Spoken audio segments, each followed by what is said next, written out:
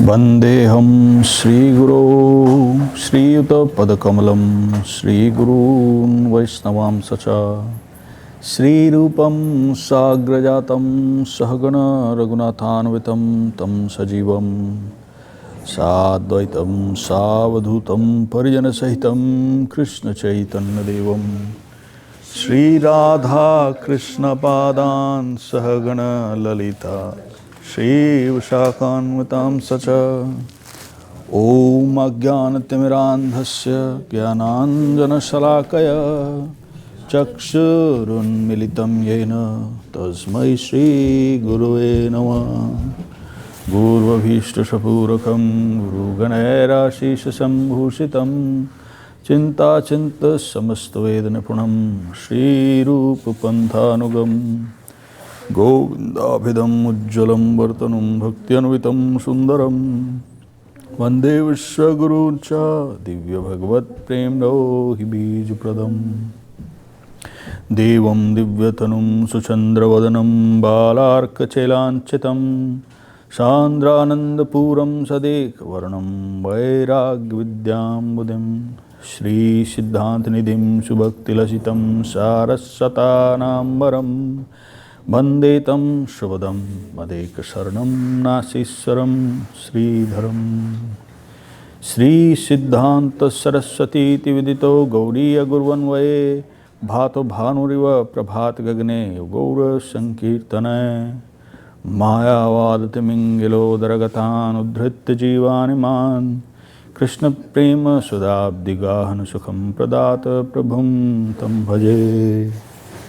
नमो गौरकिशोराय भक्तावधूतमूर्तये गौराङ्घ्रपद्मभृङ्गाय राधाभावनिसेविने वन्दे भक्तिविनोदं श्रीगौरशक्तिस्वरूपकं भक्तिशास्त्रज्ञसम्राजं राधारससुधानिधिं गौरव्रजाशिताशेषैर्वैष्णवैर्वन्दविग्रहं जगन्नाथ प्रभुं वन्दे प्रेमाब्धिं मुग्धवैष्णवम्।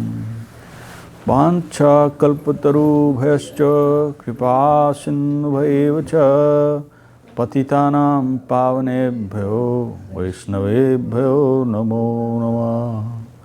पञ्चतत्त्वात्मकं कृष्णं भक्तरूपस्वरूपकं भक्तावतारं भक्ताख्यं नमामि भक्तशक्तिकम्। नमो महावदान्याय कृष्णप्रेमप्रदायते कृष्णाय कृष्णचैतन्यनामिने गौरतुषे नमः। जयतां सुरतौ पङ्गोर्मम मन्दमतिर्गति मत्सर्वस्य पदाम्भोजौ राधामदनमोहनौ दिव्याद्वृन्दारण्यकल्पद्रुमाधः श्रीमाद्रत्नागारसिंहासनस्थौ श्रीगान्धार्वशीलगोविन्ददेवौ प्रेष्ठालवीसेव्यमानौ स्मरामि। श्रीमानरासरसारम्भी वंशिवटतटस्थिता कर्शनवेणुशनैर्गोपीन् गोपीनाथ श्रियस्तनः वन्दाय तुलसीदेव्याय प्रियाय केशवस्य च कृष्णभक्तिप्रदे देवी सत्यवत्याय नमो नमः। अथ नत्वा मन्त्रगुरून् गुरून् भागवतार्थदान् व्यासान् जगद्गुरून् नत्वा ततो जयमुदीरयेत्। जय सपरिकर श्री श्री गुरु गौरांगो गांधार्व गोविंद सुंदर पाद पद्मनाम दस्तु। जय सपरिकर श्री श्री गुरु गौरांग गंधर्विका गिरिधारी जी पाद पद्मनाम दस्तु। सकल वैष्णव पदे मोर नमस्कार इथे किछु अपराध नाउको अमर হইয়াছেন হইবেন প্রভুর যত ভক্তজন বন্দনা করি আমি সবার চরণ। শ্রীকৃষ্ণ চৈতন্য প্রভু নিত্যানন্দ শ্রী অদ্বৈত গদাধর শিবাসাদি গৌরভক্তবৃন্দ। हरे Krishna Krishna Krishna Hare Hare Hare Ram, Hare Ram, Ram Ram, Hare Hare. Sāstang Dandat Pranam to all the Vaishnavas, Vaishnavis, devotees worldwide serving at the lotus feet of Om Vishnupad, Srila Bhakti Sundar Govinda Dev Goswāmī Mahārāj, Om Vishnupad, Srila Bhakti Rakshak Srīdhar Dev Goswāmī Mahārāj, Om Vishnupad, Srila Vishwaranya, Srila A.C. Bhaktivedanta Swami Prabhupada, and to our friends, sincere seekers, we welcome you to join us today in our regular weekly Saturday Bhagavad Gītā discussion that we have, coming to you live from the Sri Chaitanya Saraswat Seva Ashram, Soquel, California. We're going to be starting off where we paused in our last session, which was the second chapter, verse 32, that we completed. So we will start with verse 33. And before that, we're going to have our Kirtan section that Lavanya Sundari Didi and Radharani Didi are going to bring to you. So please stay tuned.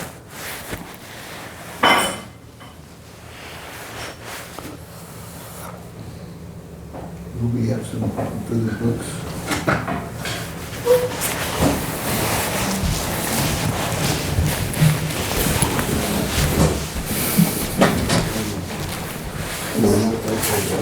You didn't, Laffy,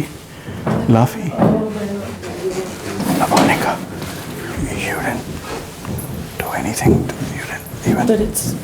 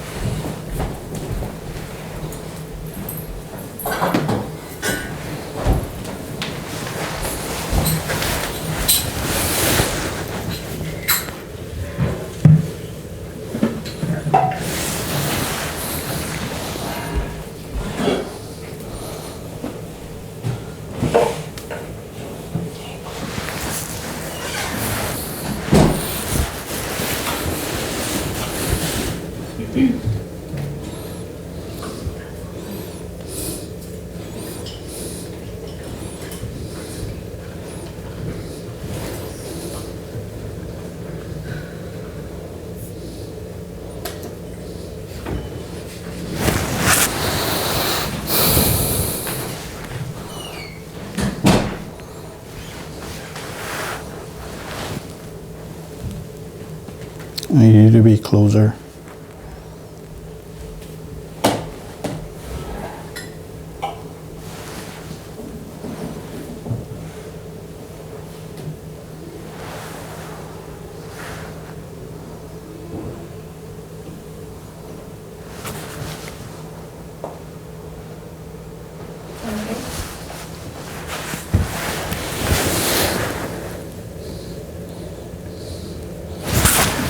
So you're on.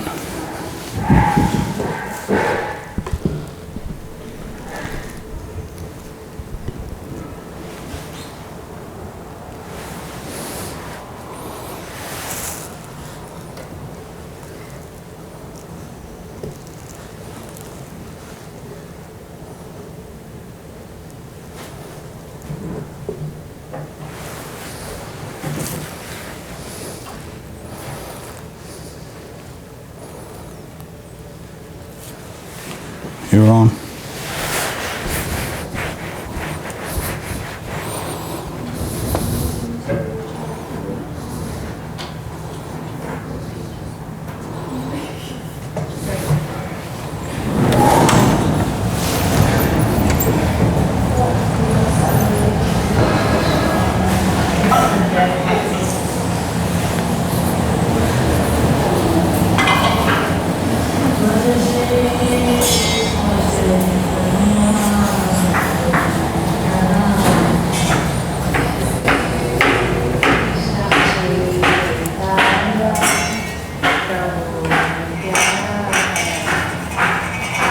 Śrī Advaita Gadadhara Śivasadi Gaura Bhakta Vrinda Śrī Advaita Gadadhara Śivasadi Gaura Bhakta Vrinda Shri Guru Charana Padma Kebala Bhakati Sadma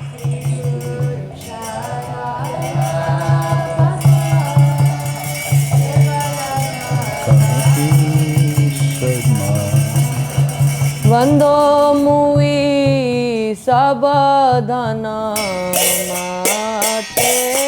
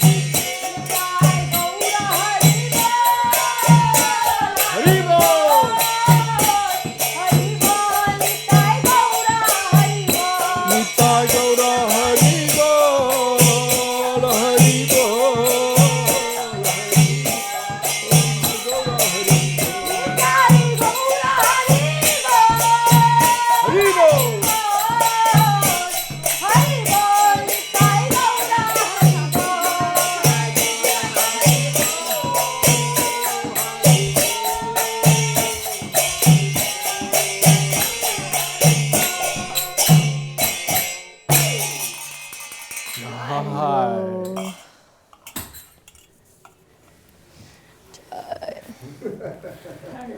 Do we feel awake? Haribol.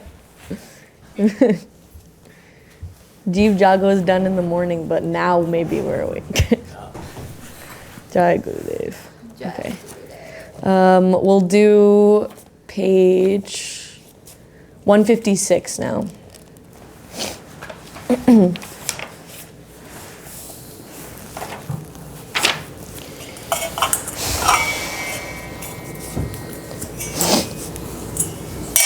Mānasa Deho Geho Jo kichu mora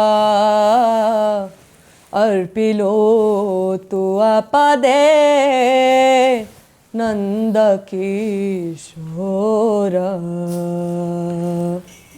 Mānasa Deho Geho Jo kichu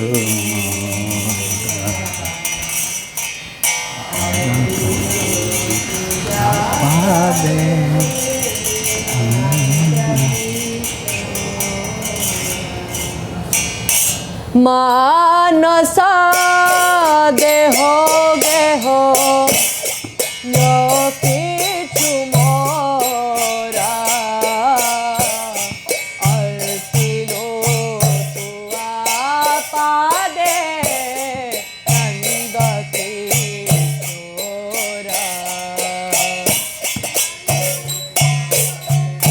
Deho Geho Jo kichu mora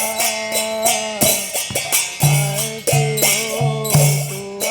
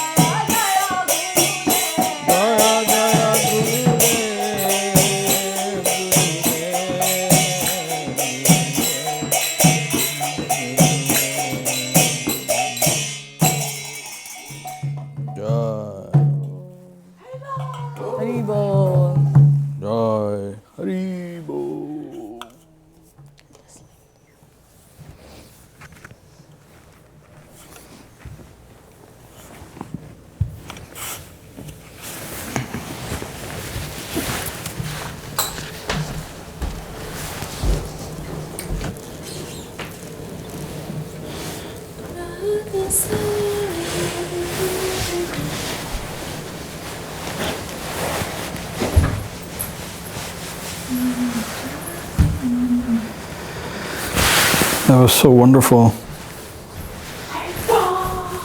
That's a very beautiful song, man. It's a very beautiful kirtan. Joy, joy.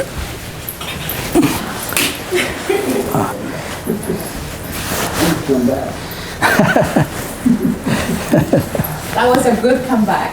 That was, We missed you last Saturday. yeah. We were busy. Oh yeah.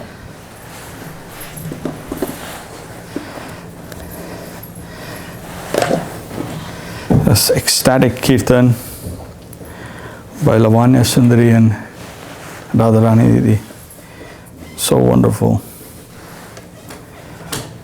Hare Krishna.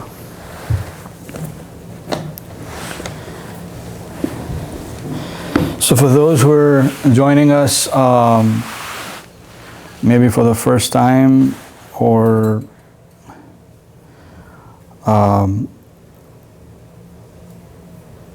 not in continuation, we have the entire series since we started reading. So Lavanya is actually archiving and arranging them in what do you call that? Like a playlist? Playlist? Yes, It's a YouTube playlist. So you can actually go to the YouTube channel and then they will all be available sequentially, so nobody misses out. And then that link Lavanya has pinned in the comments. Is that right? Yeah. It's in the comments section of this telecast and broadcast, so it's there. And then for you, Mother Prabhu, she can just write it down and give it to you, or bookmark it. Yeah. So we begin with verse 33, chapter 2. So we completed verse 32 in our last reading, and so we'll begin. I was thinking we can chant 33, 34, 35, and 36 and then discuss it. Essentially, right now, the Supreme Personality of Godhead, Lord Krishna, He is conversing with Arjuna on the battlefield of Kurukshetra and reminding him of his duty as a Kshatriya, as a warrior. And he is telling him that doing his duty by his own, how his disposition is, how his propensity is, where he is at, that discharge of his duty is his dharma. And he must do that. So we pick it up from 33, we'll chant together 33, 34, 35 and 36.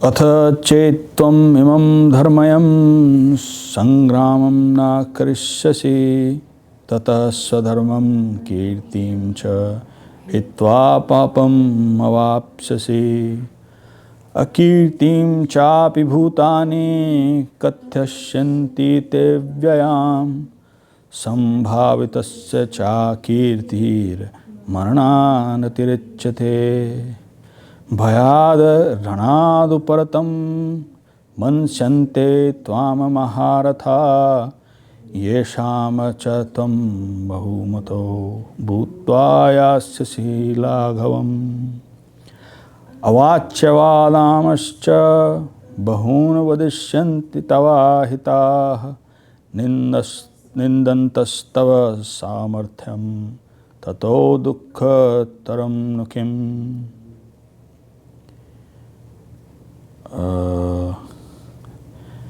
Can we begin with, let's begin with Lavanya.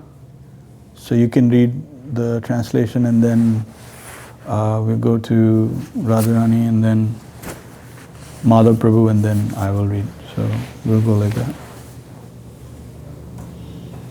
So 33. But if you choose not to fight this battle for justice, your religious principles will be lost. Fame will desert you, and sin will overcome you.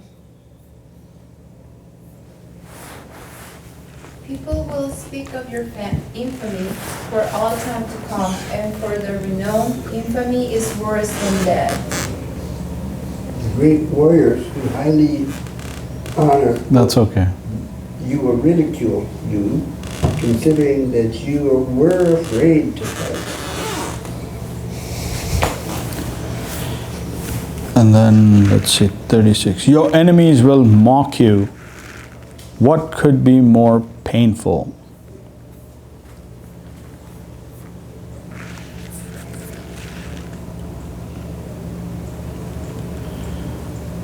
So here, according to the Varnashram system or that socio-religious construct of 4 Varnas and 4 ashrams is what he is trying to remind Arjuna. So Lord Krishna is trying to remind Arjuna about you're within that construct, and so according to that you have to discharge your dharma or your duty. So you're duty bound.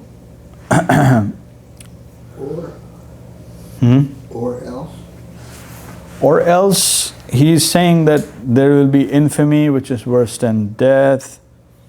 You will be mocked, and then so societally, in terms of society, then it will be a problem for you to justify your position, even though at heart you don't want to fight. But that not wanting to fight is not a healthy condition. So at this point, the Varnashram system or the Varnashram Chatur Varnayam Maya Srishtam Guna Karma Vibhagasa. So the Lord has made this and it's universal, but it has come to be misconstrued as some sort of social stratification in modern times, and it has become Asurik Varnashram. So the original or the real reason why it is there in the first place is actually Daiva Varnashram, but it has corroded into its current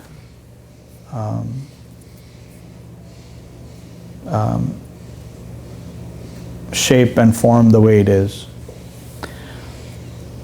Bhagavatam tells us, actually that's important, because Atha pumbhir dvij shreshta varnashama vibhagasah sunushtitasya dharmasya samasiddhir haritoshanam. So to overcome this confusion of why this 4 varnas, why these four ashramas, what is the reason, everyone be equal. Yes, everyone is equal, but in the construct of mundane society, there have to be some principles, there have to be some basic rules, some way of saying, he is of a warrior disposition, or he's an administrator, or he's more into trading, or he's a teacher. So these kind of natural tendencies, based on that is the division. And it's not like watertight or if you're this, then you can't be that. So it's all like, if someone today, they're displaying a propensity to be a warrior, tomorrow they can become a teacher. So that's the original varnashrams. And the verse that I shared with you is, why varnashram vibhag? According to your propensities, to your best of your ability, you perform your duty. But then what is the purpose? Because you keep performing your duty, but if there is no ulterior purpose, then, you know, it's questionable. Like, what does this lead to? If I am doing it perfectly, if I am in my situation, you know, even as a Shudra, helping others, or I'm trading, or I'm farming, whatever it is that I'm doing, and in my situation, from here, I'm trying to follow dharma, I'm trying to discharge my duties, so what is the end result? What am I trying to achieve? That's the question that needs to be answered and that needs to be known. And so Bhagavatam deals with that. It says, Samsiddhira haritoshanam. Haritoshanam. All of these various activities, these different propensities, and you discharging your duties has to be aimed toward haritoshanam, pleasing the Supreme Personality of Godhead, Hari. Which means you should basically, as the Tao says, you should know your end from your beginning. So if you have processed, then you should know what this is for. Otherwise, simply just acting out will not lead to... There's no achievement. There is no achievement. Then you will think of the means as an end. And that's what happens. You spin for lifetimes. Then that's what happens, and then one forgets. And factually the situation is like that. No, hardly anyone knows. Why varnashram? What for? Samsiddhira haritoshanam.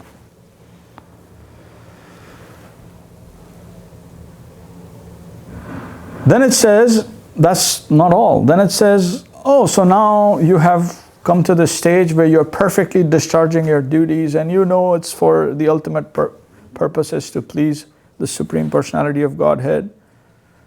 Then it says, Dharma sunushtita pumsam vishwaksena kathasuya na utpadayate yadi ratim shram evahi kevalam. So he says, oh, so now you're well situated and you're doing your prescribed duties within the borders of the Vedic injunctions, and you're following all the prescribed methods and performing actions and sacrifices, and you're all well situated. As a society, within yourselves, you're perfectly amalgamated. But even so, if all of that is not bringing you to the point of engaging in Hari Katha, and not just engaging in Hari Katha,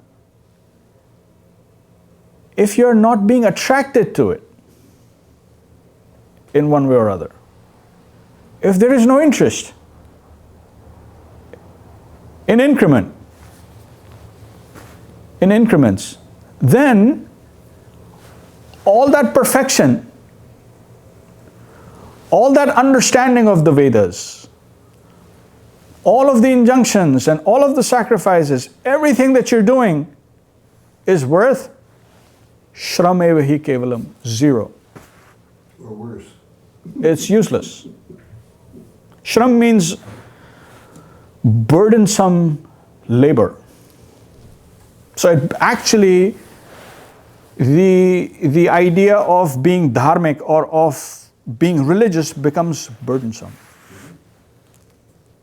Like, oh, now I have to do this, I'll have to go there, and I'll have to oh, that's all like, it's weighing on me. It's like, shram eva hi kevalam. Even though one knows, see, Dandavats Saranagi Didi. So even though one knows, okay, this is the end goal, and they're engaging, but not being attracted, that is again a problem. So you see, it's like how the gradation works. So first is telling us why varnashram. Oh, you must do your prescribed duties, you must do this. Okay, now I'm doing it.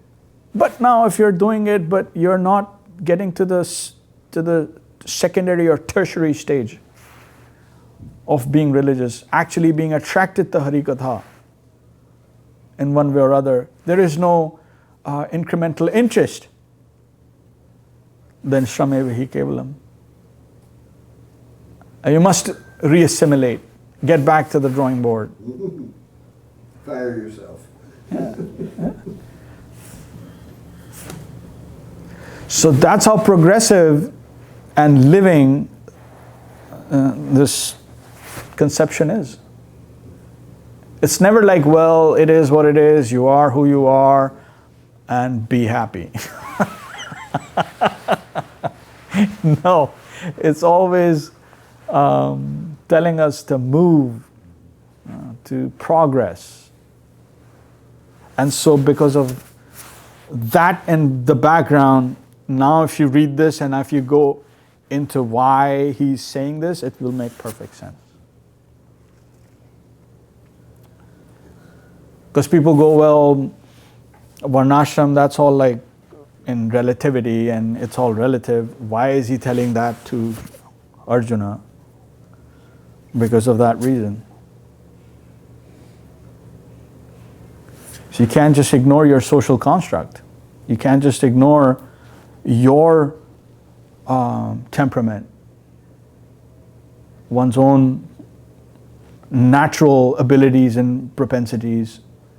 One has to take all of that into cognizance and then move forward. Don't bury your talents. So, in the background, one has to know that.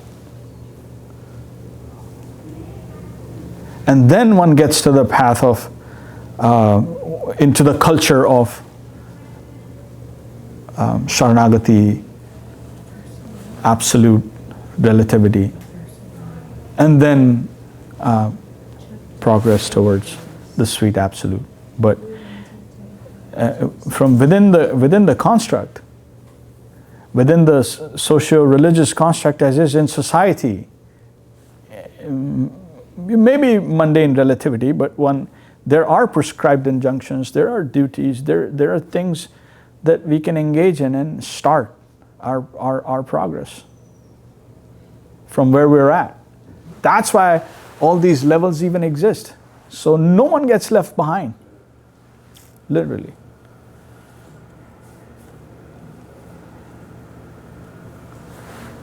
Does that help? Does that make any sense? Huh? We were discussing these verses 33 through 36. I just read them. That and the thing was like, why is he telling him all of this? And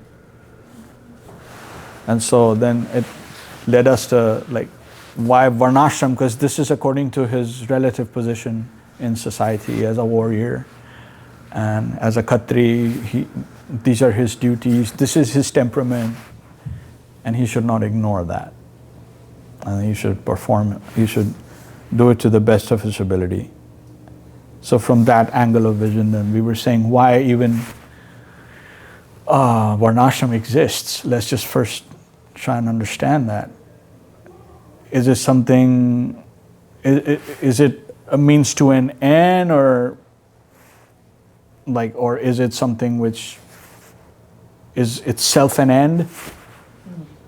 So then we discuss Bhagavatam's verses, 2 verses that the varnas and ashrams have been vibhag, or the distinction has been made.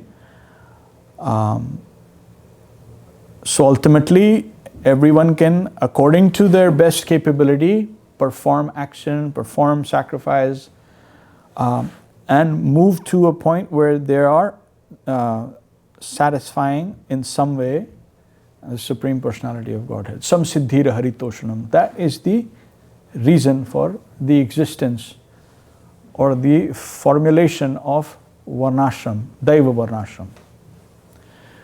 But it has corroded into asurik varnashram because you take that little center point out, then it becomes like a hamster's wheel, and one is a brahmana, or one is a kshatriya, or one is whoever they are, and they keep doing it, but they don't know the purpose, the end purpose of why you're engaging in all of this. Do you know? And then the following verse that we discussed, which says that a grade higher says that, oh, so now everyone is engaged within their sanushtata, within their areas of operations, and they're perfectly executing their duties, the injunctions, the sacrifices, all of that is happening. But there is no incremental interest towards Harikatha. Then everything that you're doing that you think is perfect is actually useless. Even touch. So in step by step, it tells us that varnashram is to propel us into the culture of Sharanagati and absolute relativism, and not just keep us in like a social construct. So, but if that transition incrementally in steps, if one cannot perceive, or if it is not happening, then there is something amiss, and one needs to get back to the drawing board. It's so complex and so simple, all at the same time. Krishna's the center, he's the focus, period. But there's all of these different ways to approach him, and our own conditioning and ego and everything else that's getting in the way. That's the complex part. Yeah, and why all of this is so no one gets left behind. Everyone gets a chance. Yeah. That's How why. sweet is that? See? So rather than Really sweet. It's all hopeful, it's all positive. it's all positive. When you see it properly. Exactly. See, that's wonderful vision, and it becomes so clear in association that Yeah. others may see like, well, there's so much of hodgepodge and so much of this, but there's a purpose. There is like that higher order for that chaos even. So no one gets left behind. No one. That's the ultimate purpose of being religious at any level. It's so refreshing because in the West, a lot of the motivation of religion is fear. You've got to do this or God's going to punish you. And it's like absent in our conception. There is no fear. There's nothing to be feared. Nothing. So look. Everything is by the Lord's hand, the Lord's will. He's put us here for a reason. Yeah. There's something for us to learn and go through, and it's all for our own. I was listening to one of the classes from Salt Lake and Sri Lanka. I'm not going to get it exact, but it's like our prayer should be whatever situation we find ourselves in, that, oh Lord, what is my seva in this situation? I thought, how sweet is that? Like he can show you how to go through that situation. Beautiful. It's so sweet, simple. Very simple. You could only remember it in that situation. Wow. like even Bhagavatam, when it is in the second verse, it's kind of like chastising. When it says, "Now pada yadi ratim shramevahi kevalam," that's chastisement. But it's in a sweet way. It's not saying that you shall incur sin or any of that. Bhagavatam is way beyond that.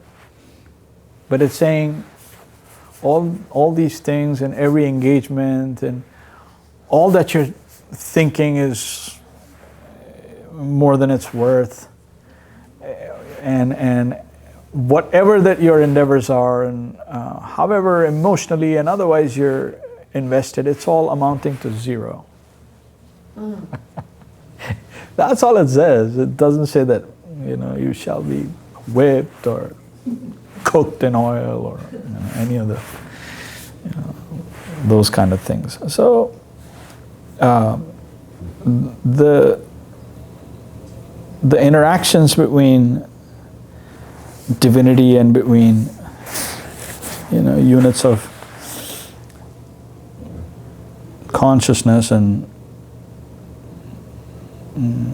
potentially serving units is that of affection always. By our own maladjustment, then we find all kinds of problems and unwanted things, and then we delve on that, and then that takes us in a different direction. So it's wherever Maya wants to take you. But like simple prayers, prayers of the heart. Now all he's saying to Arjuna is actually to just get him back on track.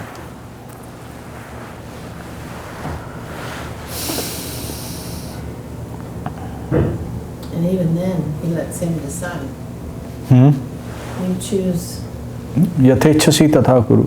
I have told you everything. I've given you all the different options, and you know what your temperament is, and based on all of those factors, all the variables, yatechasi tatha kuru. Now you decide. I want you to choose. That's his play.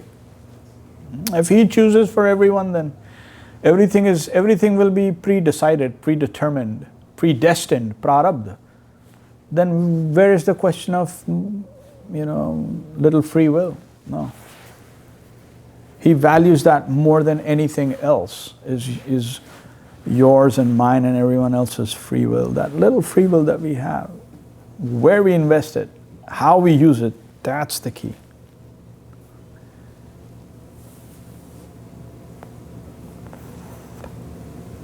So we make those choices and look at our original choice, and then we try to correct ourselves, then religion will make perfect sense. But be invested in it. That's the part. Otherwise, the investment will be elsewhere. Yes. And then this will just be like a sham show. Play of shadow.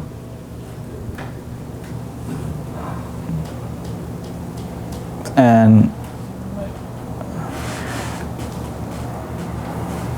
that's what mostly happens, and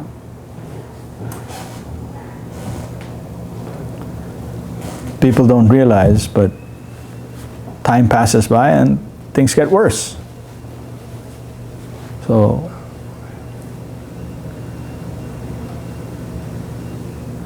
this is like getting together and getting to actually look at scripture, look at the words of the saints of Sri Guru in a realistic and practical way. That can rescue us. So let's to leave the group where the blind was leading the blind. Now we have at least some proper guidance. This was the old way, the blind leading the blind. And acceptance and rejection is key to progress. That's our free will. To get into that culture that we've forgotten of acceptance and rejection. If one doesn't do that, one is a fundamentalist. Boring.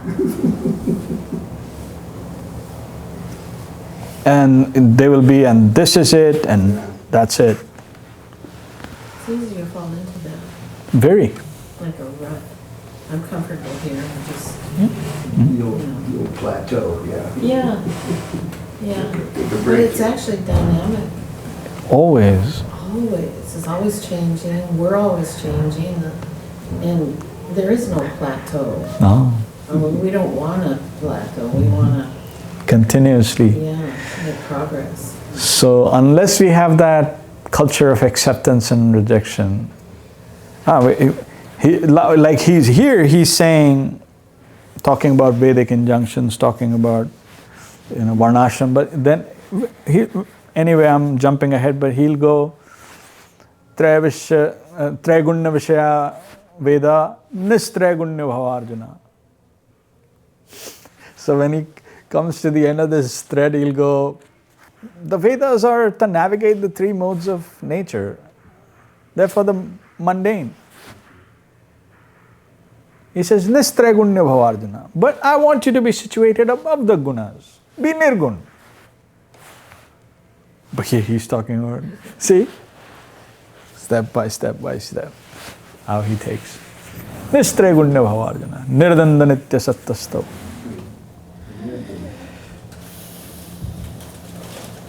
What's that, how did Guru Maharaj turn that acceptance and rejection? It's like,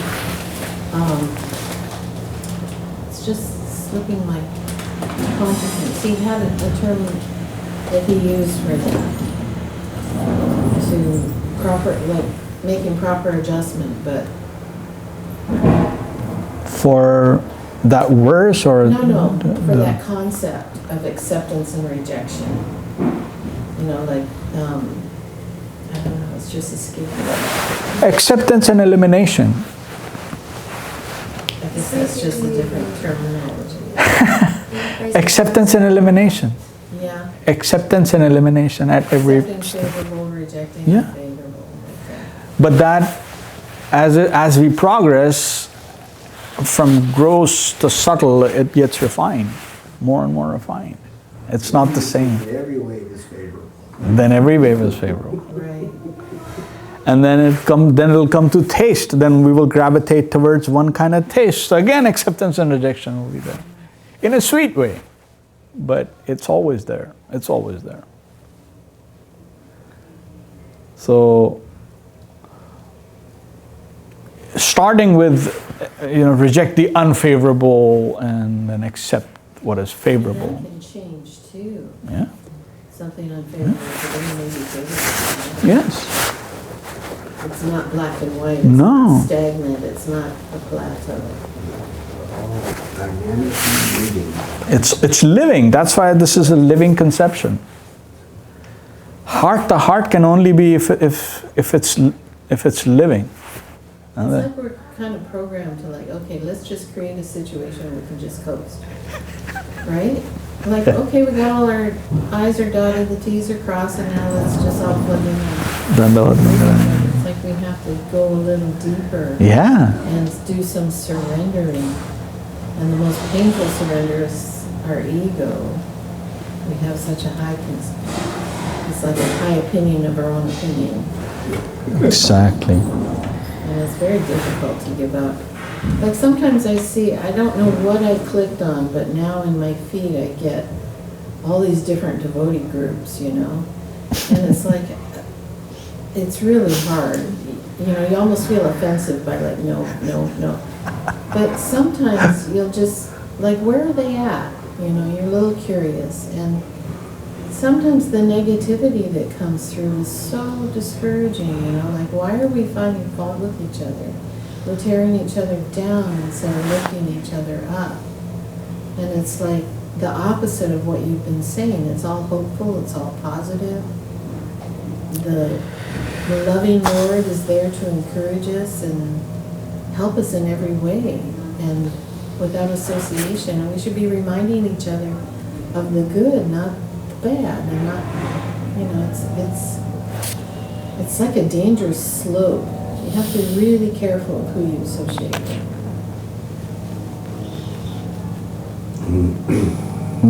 Krishna's We're too covered Krishna is not a sweet ball. that you can consume. Oh, I had it. It was great. Now I move on. Like a laddu. Yeah, no. Laddus. We haven't had laddus in a long time. Suresh used to make them once in a while. That's why. So the scriptures move with us. What we will find illumination in one particular level, when we revisit, we may find it elsewhere. So they're always, again, it's all alive. It's nothing static. It's nothing like just a bunch of words that in a book that you memorize. or you know how to read. I read that. Yeah, I read that. Yeah, it's there. It's not like that. It's all living. And so we have to get in that proper mindset, and without external help, it's not possible. No, you gotta have Sangha. If you don't have this stimulation here, that's why I'm so impressed with my friend in Maine. Maine. Who single-handedly holding on to the Help him. So beautiful. Help him. Yeah, What a game here. Yes. Hare Krishna. So if you permit, then we can chant 37, 38, and 39 actually. 37, 38, and 39. We'll do 40 afterwards.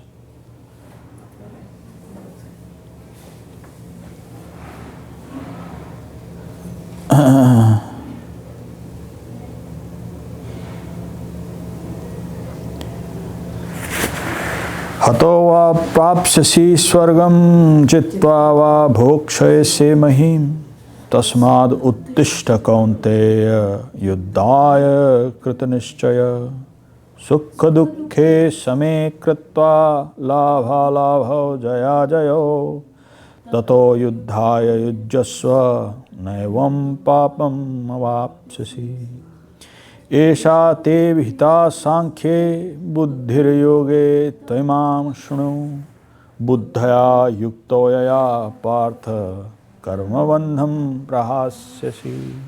You want to chant one more time? Okay.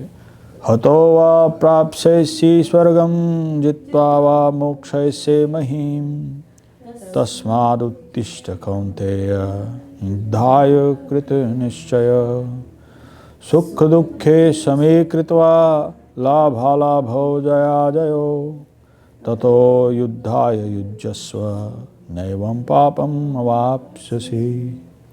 एषा ते विहिता सांख्ये बुद्धिर्योगे त्वमां शृणु बुद्धया युक्तो यया Partha कर्मबन्धं प्रहास्यसि. Would you like to read the translation for 36 and then we can go?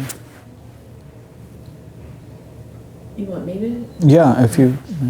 Or 37? 37, sorry, 37. 37.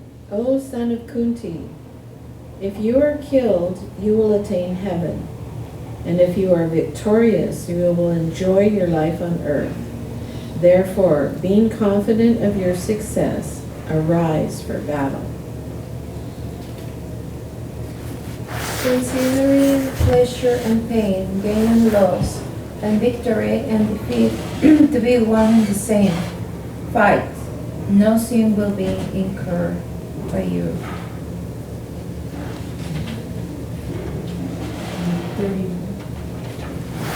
39.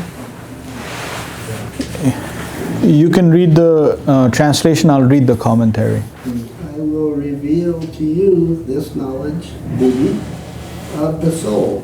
Now hear from me how to act in this knowledge, bhakti-yoga, through which you will be able to free yourself from the bondage of action.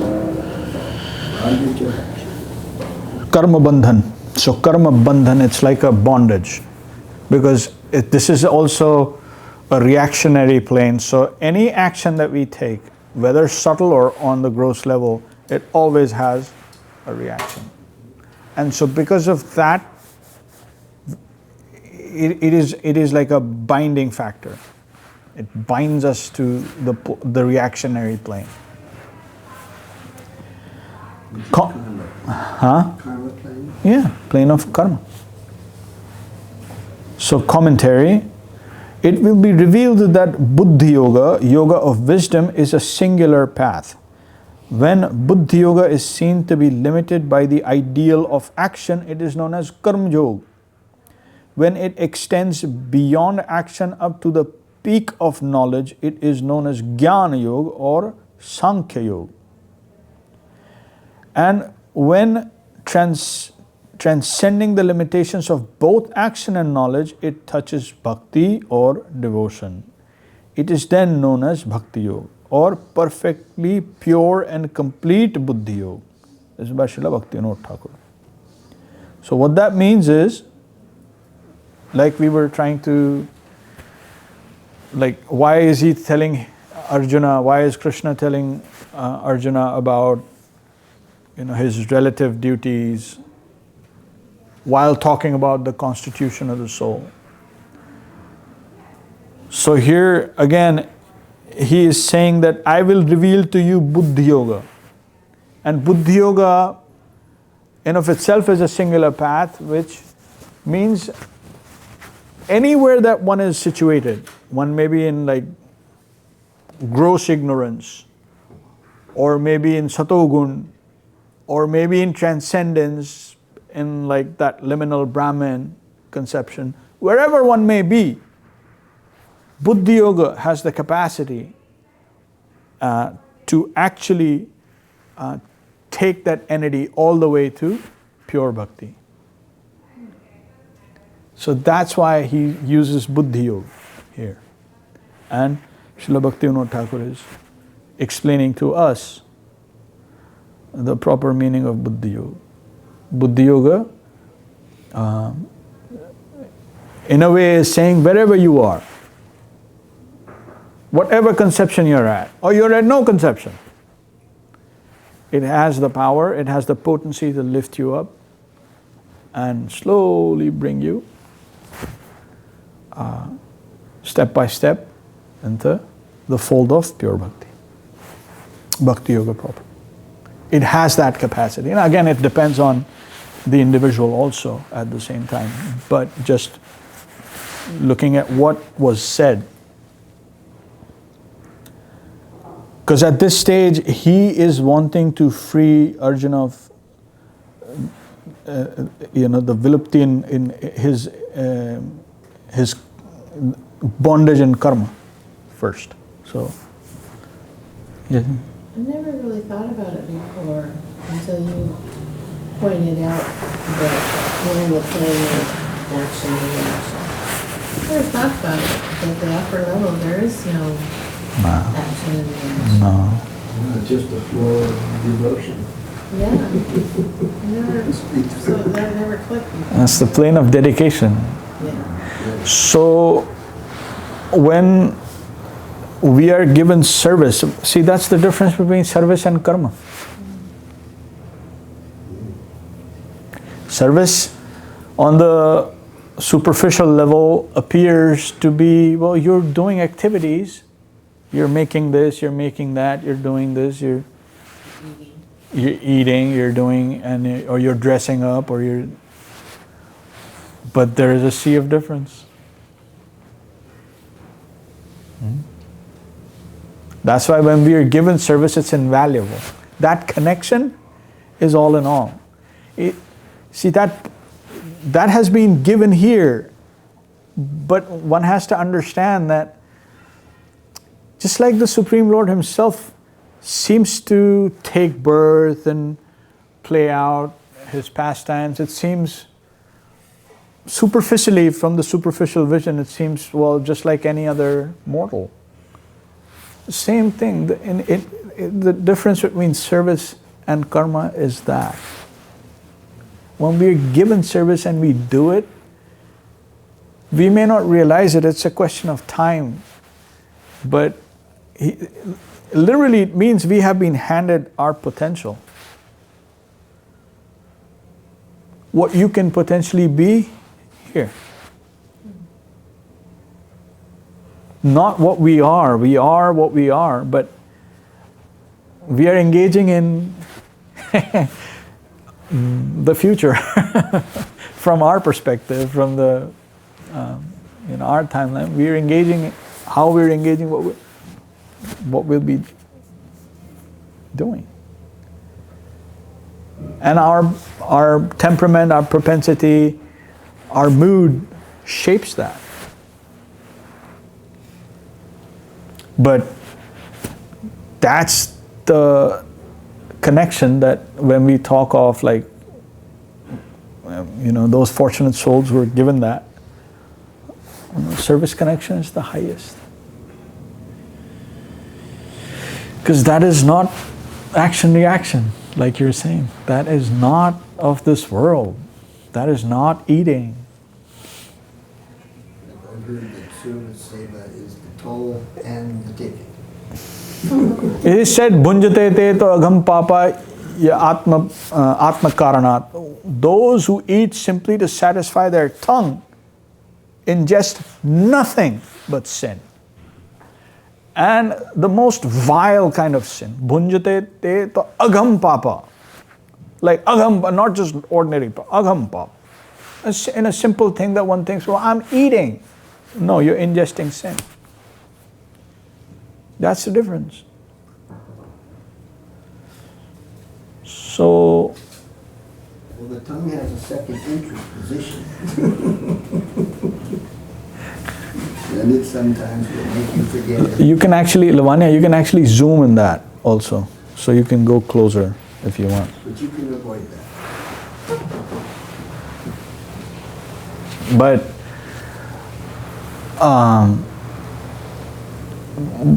so our vision needs to develop also. We can't speak or we can't hold that original conception of, oh, I got this and this is what it really means, what intrinsically it is.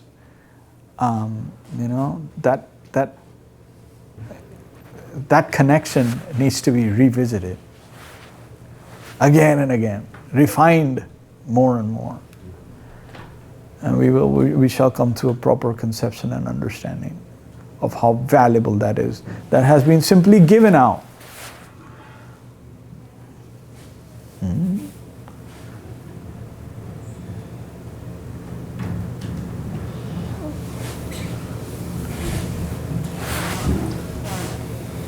So it's so.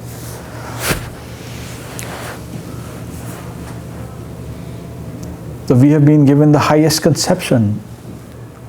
And Das Goswāmī says in Nama Shreshtham, his prayer, the famous prayer begins, Nama Shreshtham Manumapi Shachiputram Matra Swarupam Rupam Tasyagrajam Rupurim Mathurim Goshtavatim Radhakundam Georam Maho Radhika Madhavasham Prapto Yasya Prathita Kripaya Shri Gurum Tam Nato Vasmi.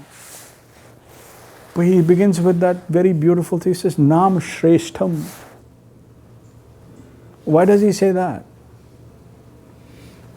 That vibration that we have heard from the lotus lips of our Gurudev is a Shresht.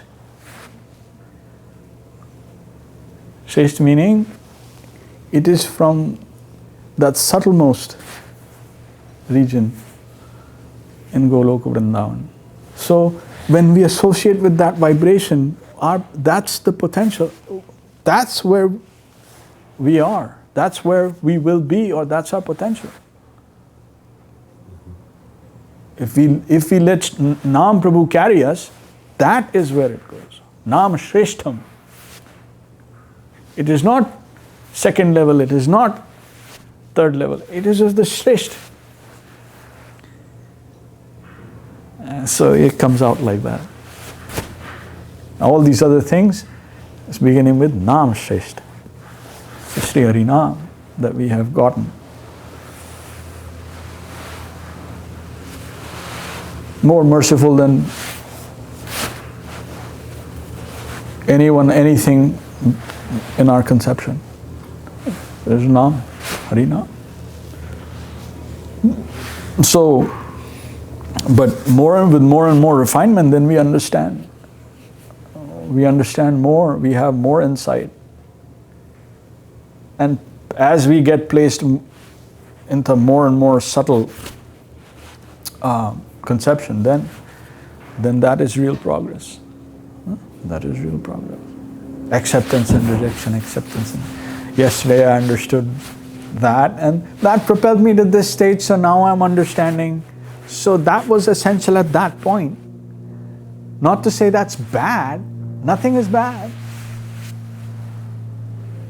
So long as I'm making my progress in the right direction. And that's what he wants to ensure with Śrī Arjuna. So no matter where you're at, I will give you Buddhī-yoga. So that Buddhī-yoga, you catch that thread and it'll take you all the way.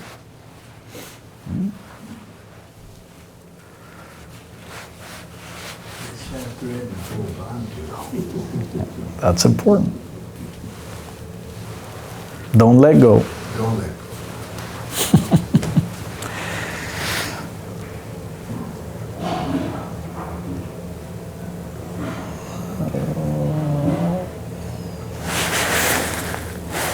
Should we do one more and then pause? I think let's do this one. It's number 40. We'll just chant this and we'll...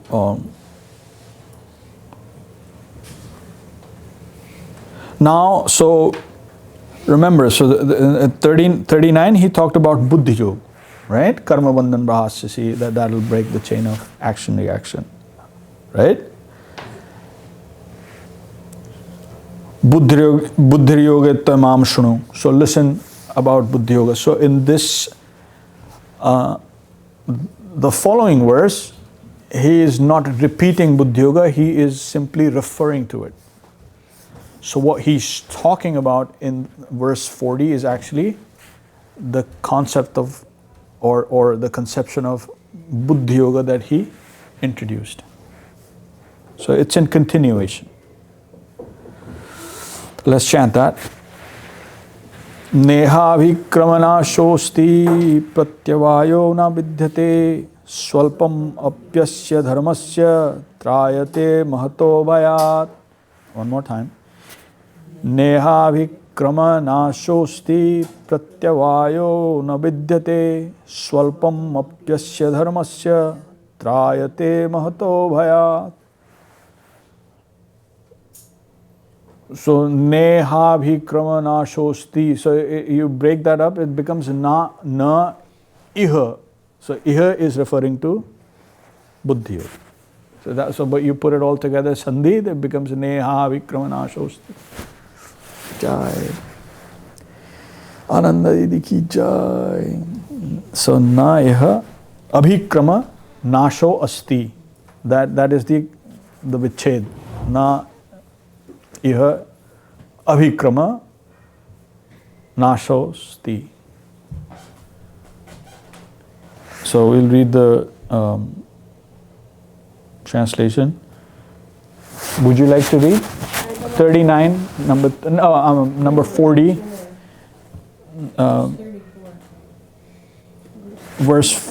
chapter 2, verse 40.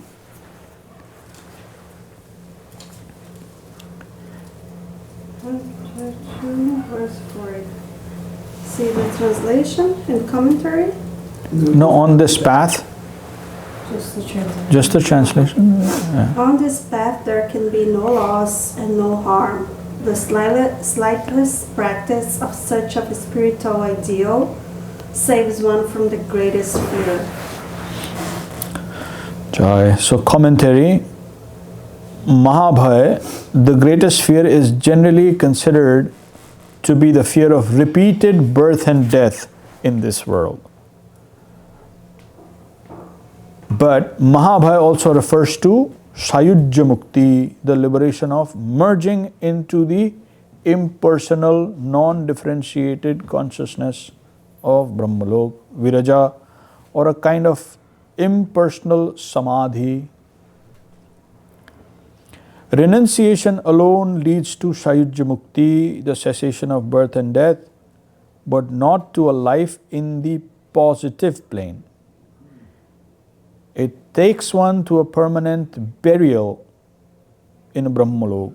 The demon of Mukti will devour one wholesale, and therefore it is even more dangerous than this ordinary life of action and reaction. Mukti means a strike in the organic system, so it must be avoided. For example, to either ignore duties in a factory or to declare a strike by cessation of duties are both abnormal. Bhakti, exploitation, and Mukti, renunciation, are both fearsome ghosts.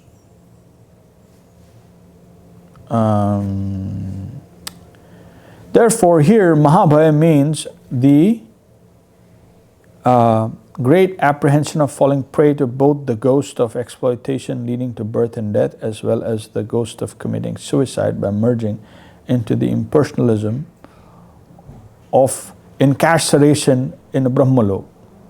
Fear of both Bhog Bhumi and the land of exploitation, and Tyag Bhumi, the plane of renunciation, it is stated in Bhakti Rasamrata Sindhu.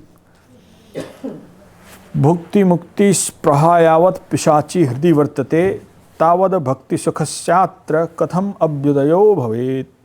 The ecstasy of devotion to Krishna will never appear in a heart that is haunted by the ghosts of exploitation and renunciation. Anya Vilasita Sunyam Jnana Karma Dhyanavratam Anukulyena Krishnan Silanam Bhaktiruttama. The highest devotion is that which is cultivated for the satisfaction of the Supreme Lord Krishna, with no desire except to serve Him, and divested of all external attempts such as worldly action, knowledge in search of the impersonal absolute, or the meditational attempt to become one with God. Only the Supreme Lord is Abhay, beyond apprehension. Therefore, nothing but participation in His service can free one from the ghosts of exploitation and renunciation, bhukti and mukti. If we subtract bhukti and mukti, then only positive bhakti, devotion, is the remainder. Therefore, without devotion, everything is Mahabhaya, great danger. So,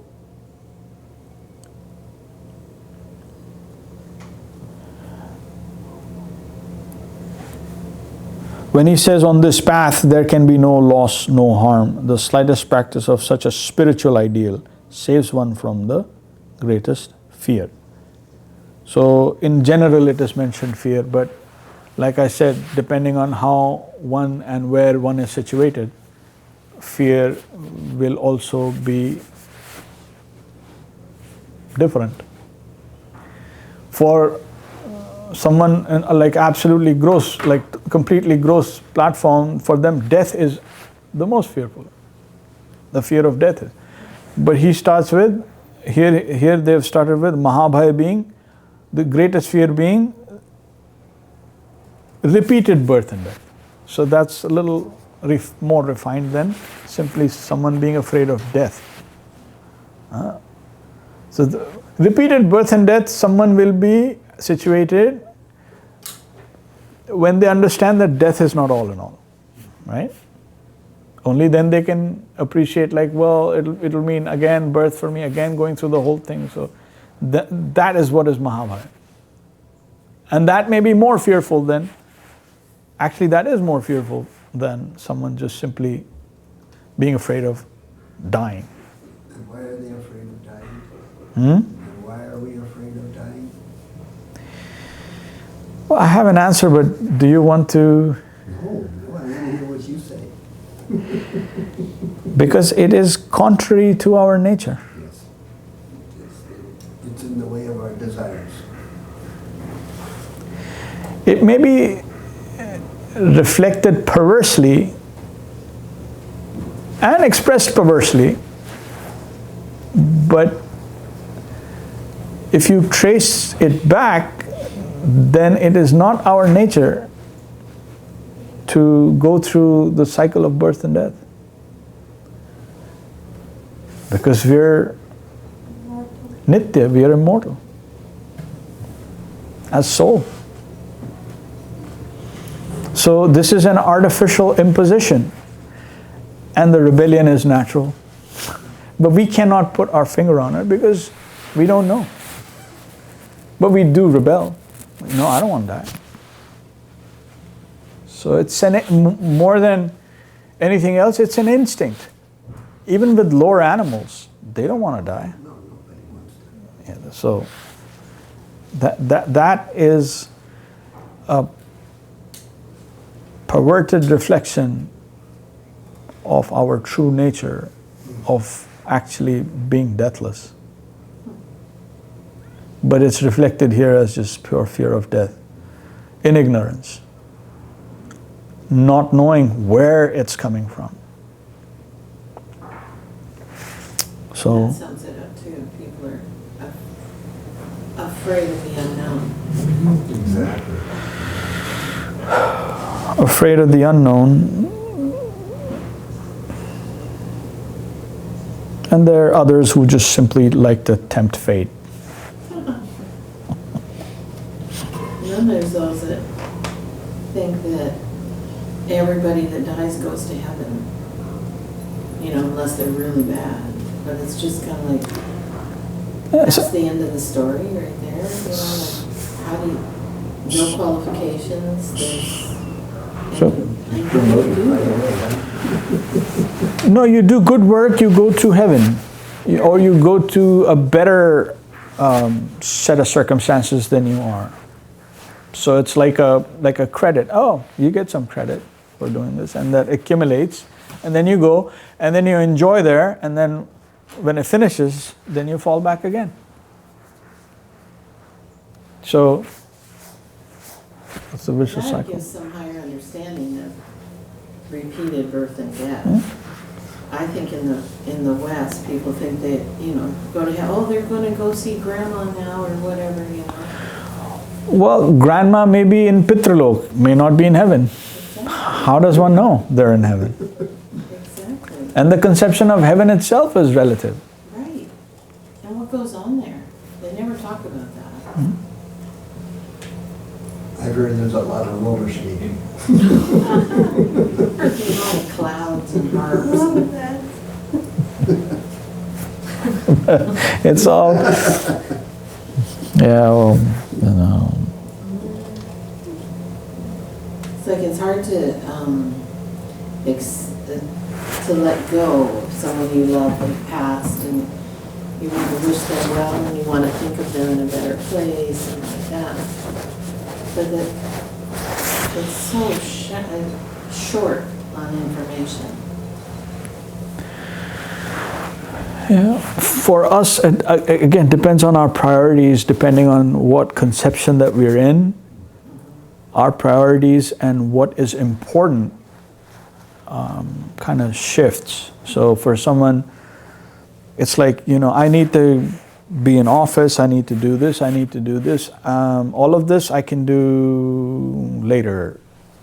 I don't have time to think about what happens when one dies, or, you know, what is this, life and death? No time.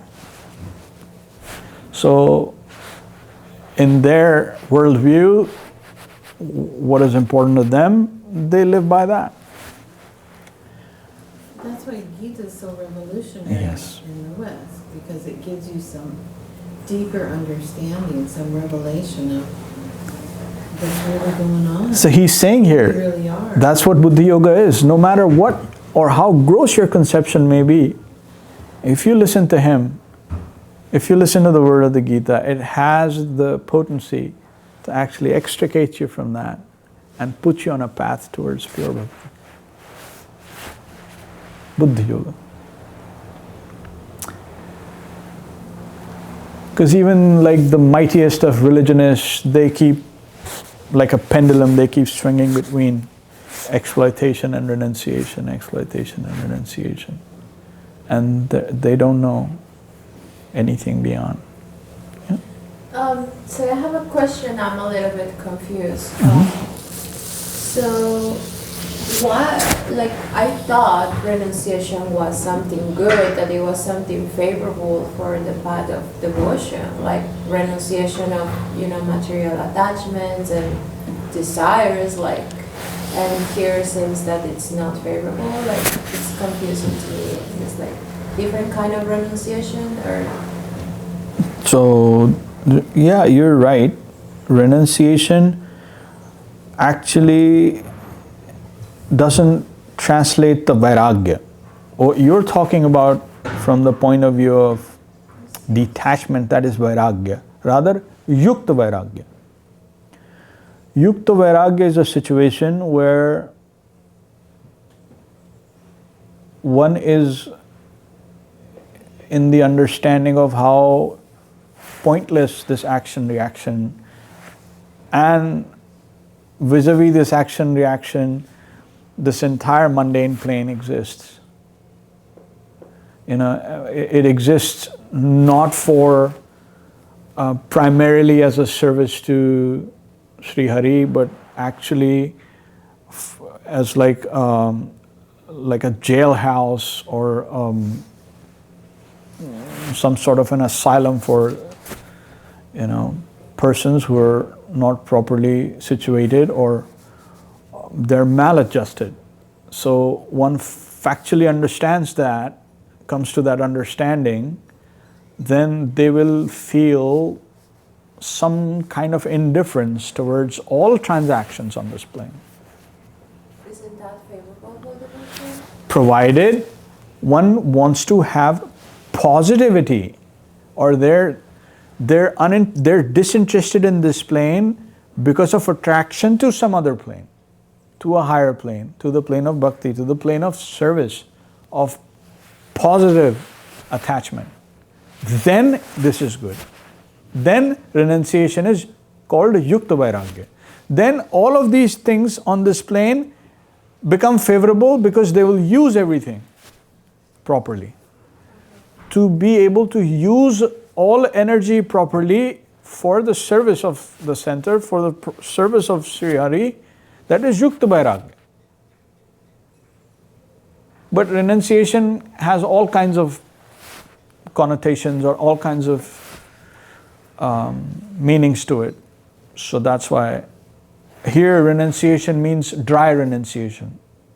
It is also, Like impersonalism, that they want to merge in the Dhamma. Yeah. Just some people are attracted to renunciation It's- and all. Yeah, Or their motivation wanna is live it. liberation. exactly. This kind of renunciation. Exactly. Okay. Exactly. So if their motivation is just renunciation in of itself or for liberation, then they're not attracted towards the center in a positive way. Rather, they just want to do away with this and get relief. Liberation means relief. So here is talking about that kind of renunciation. Yeah. And Sanskrit, what it is? The Sanskrit word? Vairagya, Vairagya. And the renunciation that is favorable for devotional? yukta vairagya. Yukta Vairagya. So this is Vairagya and Yukta. good one. Yukta Vairagya. Yukt meaning not negating for the sake of negating everything, but finding everything's proper use in the service. Okay. And Thank you so also, much. That's clear. renunciation is in comparison to the free many modes, like expectation, renunciation, and dedication, right? In that context. Yeah, so towards dedication. So if our renunciation is propelled because of dedication, then it's favorable, then it's good. And so the symptoms are given. If one is going for that, then that kind of renunciation will be yukta vairagya. It will not be simply negating this entire world, the Jagan Mithya. It doesn't exist. No, there is something going on. This is also energy, and I can use this energy in the service. That is Yukta Vairagya. So finding that higher taste, losing taste, lower taste because of higher taste, that is perfect. That's the prescription. That is prescribed. Not simply giving things up for what one doesn't know. Yes, Didi, sorry. Prabhupada used to say simple living and high thinking. There you go. So, again, there are levels how indifferent one can become to mundane existence. But in essence, that's what renunciation really means. So, and those renunciates, that verse will come. I don't want to say it out. I keep rattling off verses, but that, one verse says that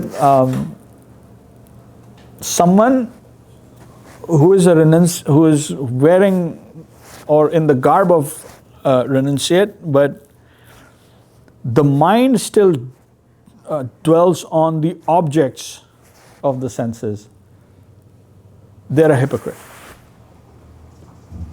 One should not do that. You understand? Outwardly, externally, wearing clothes that are telling everyone this is a renunciant.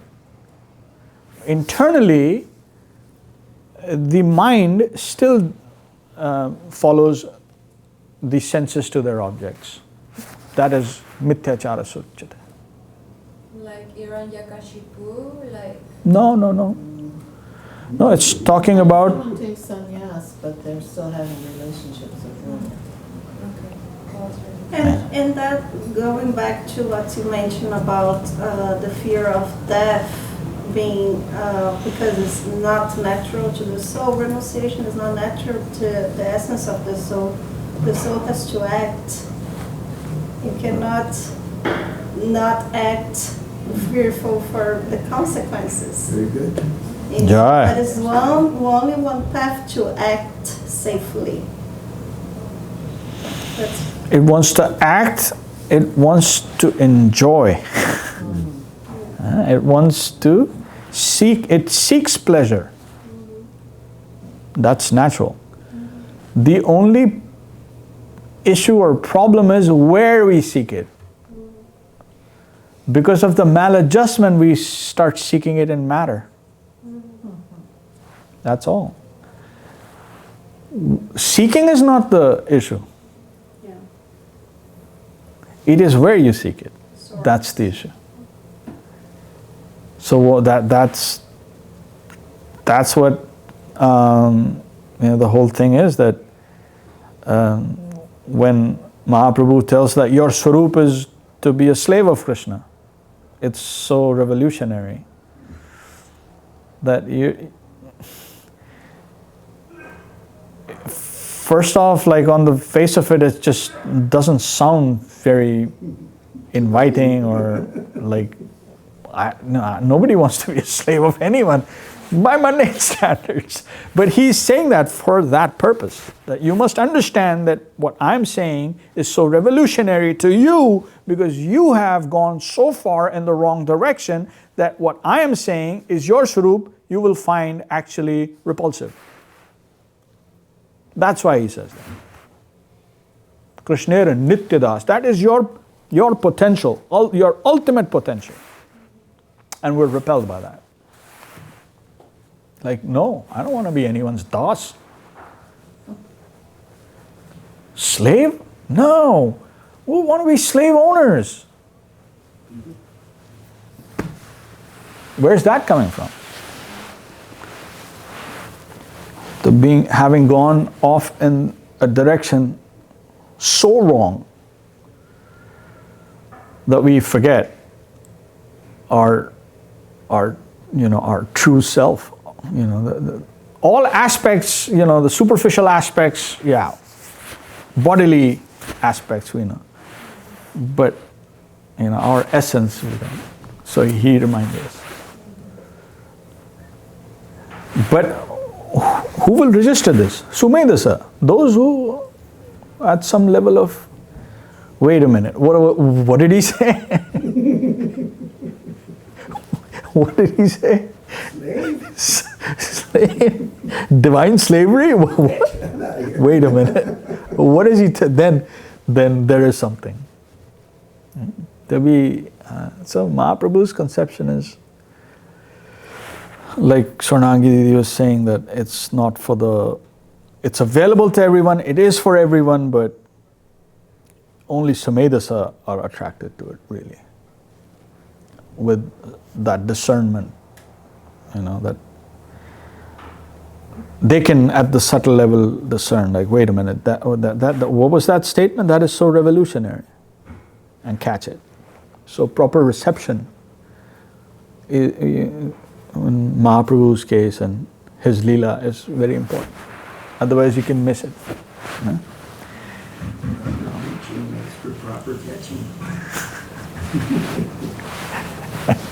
You're a preacher. I am a preacher. Haribo, Jai. So that's the way of progress, acceptance and elimination, and ultimately, in the highest sense, we have the environment. We learn from the environment. I learned this is a good environment. The Sangha is very important. Hare Krishna. So we proceed like that. Can we pause here? So let's pause. We paused at 40 and then we'll begin from 41 next time.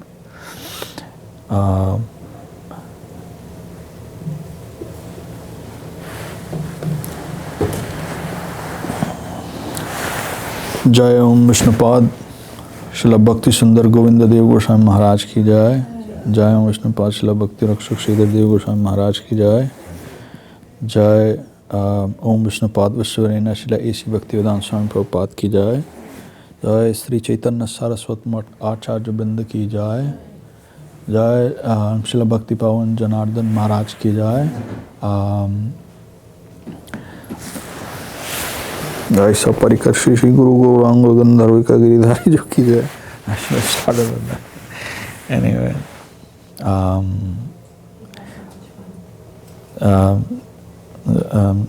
Śrī Harinam ki jai. Śrī Harinam Sankirtan ki jai. All the assembled devotees ki jai. All the online and other devotees joining us and blessing us and sharing with us. Sab ki jai. Nittai Gaur Premanande. Hari Hari Bol. Jairam Prabhu and family ki Jai.